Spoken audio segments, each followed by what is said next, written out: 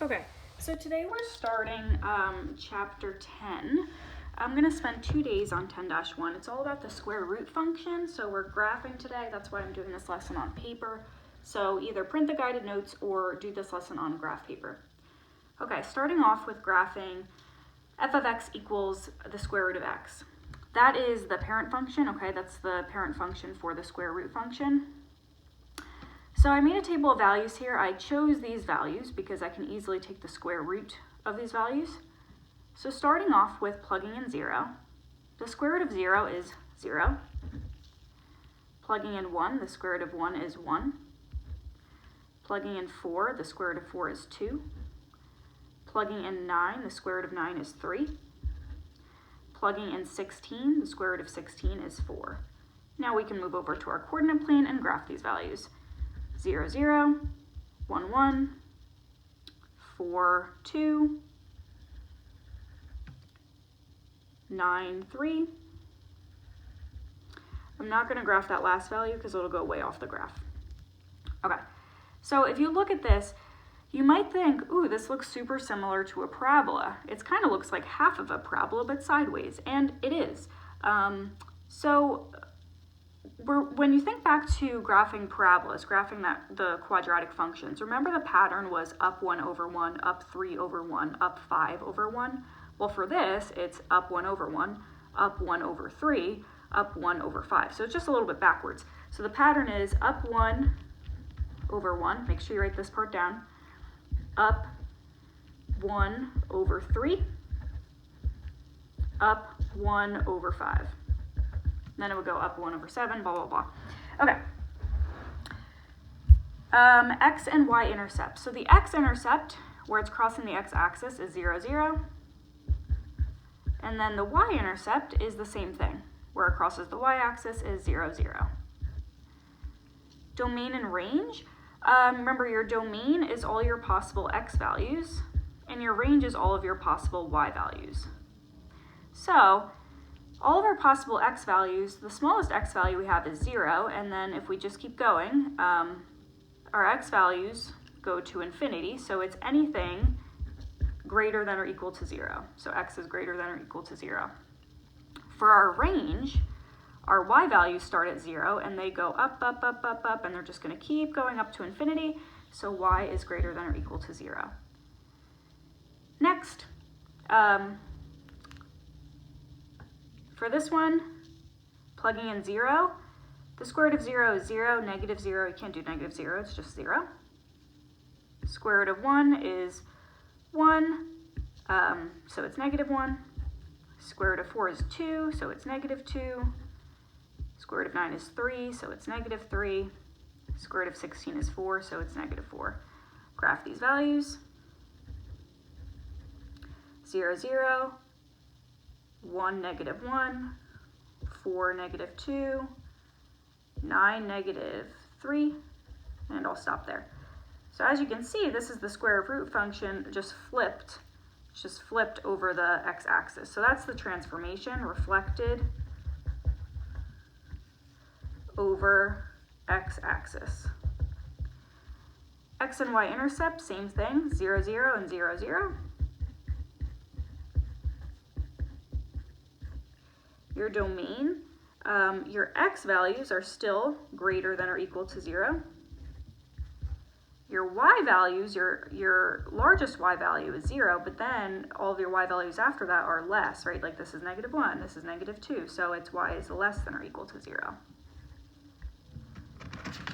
Moving on to example 3. Okay, so here we have a square root function, and if you think about this, you're probably thinking, oh, I bet you it shifted up 1 unit, and yes it is, but let's make our table of values just to be sure. Plugging in 0, the square root of 0 is 0, plus 1 is 1. Plugging in 1, the square root of 1 is 1, plus 1 is 2. Plugging in 4, the square root of 4 is 2, plus 1 is 3. Plugging in 9, the square root of 9 is 3, plus 1 is 4. Plugging in 16, square root of 16 is 4, plus 1 is 5. Let's graph these values.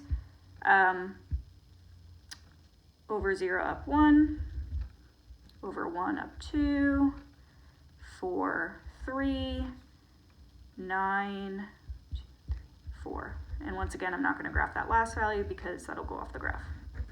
So as you can see, yes, the square root function is shifted up 1 unit. Shifted up 1 unit. That's the transformation. And as you could see, what you could really do now that you know, like, okay, that's going to be shifted up 1 unit, what you could do is you could start going up 1 and then go up 1 over 1, up 1 over 3, up 1 over 5, and then you don't even have to make a table of values. Okay, so your x-intercept, there is no x-intercept, so for x-intercept, you're going to put does not exist. For your y-intercept, it is up at 1, so 0, 1. Your domain, all of your x values are greater than 0. And for your range, all of your y values are greater than 1, right? Your lowest y value is 1, and then it just goes up, up, up. So y is greater than or equal to 1.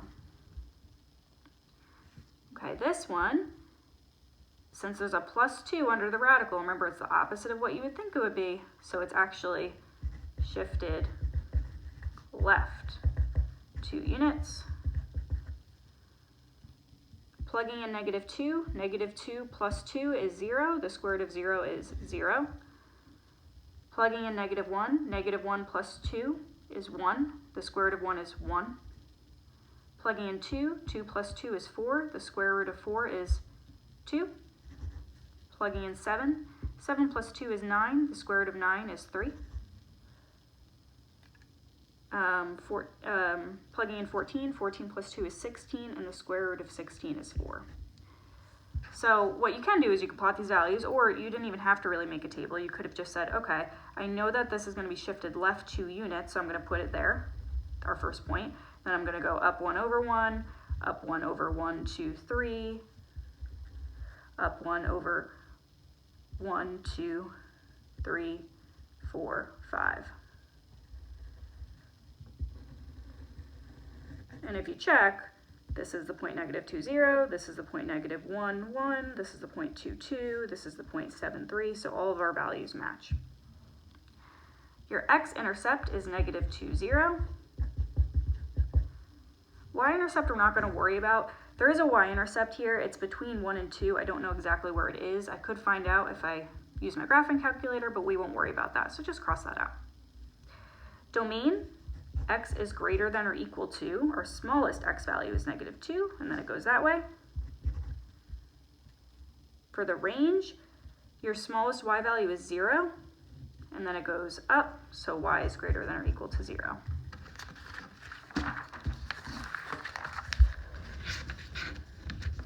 Okay. I'm really sorry about the sun and the glare, but just the time of day, I guess. Okay. Plugging in 1. 1 minus 1 is 0. The square root of 0 is 0, plus 3 is 3.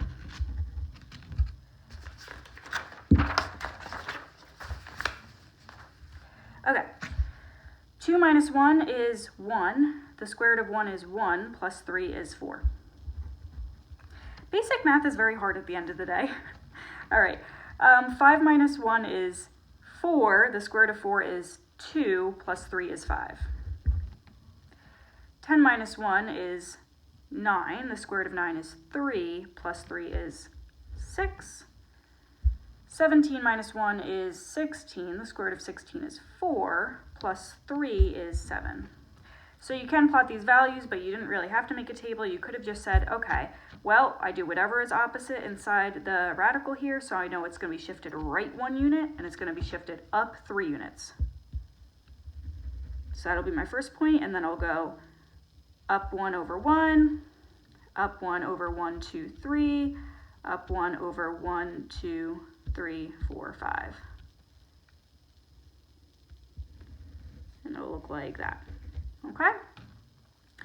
X-intercept, there is no x-intercept and there is no y-intercept, so it does not exist for both of those things.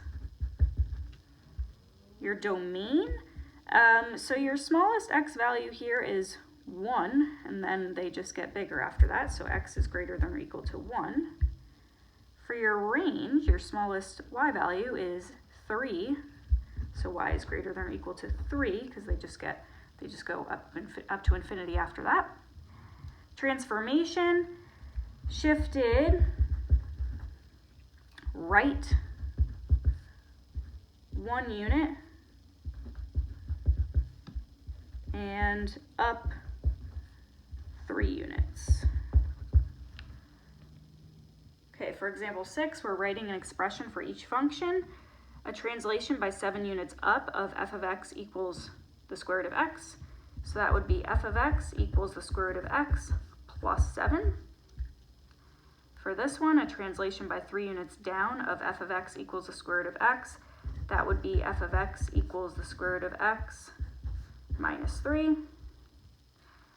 And for this one, a translation by 2 units right and 4 units down. That would be f of x equals the square root of x minus 2. And then down 4 would be minus 4. Okay, now, one other thing I want to just add to the back.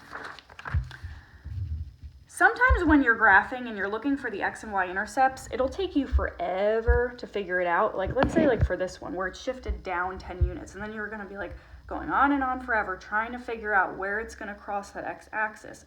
An easy way to figure it out, if you're looking for the x-intercept, and you're going to have to do this on your practice problems, especially for number 21, okay, so just make a note of that number 21 that I assign you, you have to use this method. So if you're looking for your x-intercept, remember you can actually set the y value equal to 0. So set y equal to 0. So y is f of x, so we're going to set f of x equal to 0. And then what you could do is you could just solve the equation. So we have a negative 10, we're going to add 10, add 10. Now we have 10 equals radical x minus 5. To get rid of this square root, we can square both sides. So now we have 100 equals x minus 5, because that cancels, right? Add 5, so x equals 105. So that means that our x-intercept is 105, 0. Okay, so for like number 21, you're going to have to use this method instead. All right, that's it. Have a good day.